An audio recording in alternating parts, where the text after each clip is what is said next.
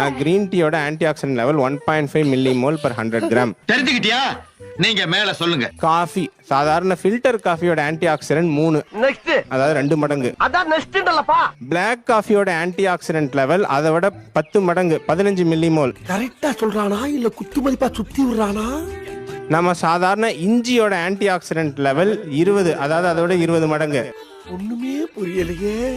புதினா இலை, புதினா சட்னி, புதினாவோட ஆன்டி ஆக்சிடென்ட் 115, அதாவது அதோட 100 மடங்கு.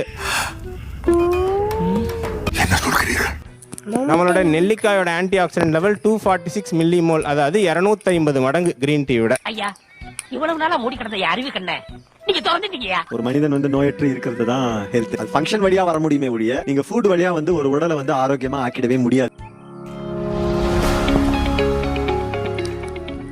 நிகழ்ச்சியில் கலந்து கொண்ட அனைவருக்கும் கோபிநாத்தின் நெஞ்சார்ந்த நன்றிகள். மீண்டும் இன்னொரு சந்தர்ப்பத்தில் பேசலாம்.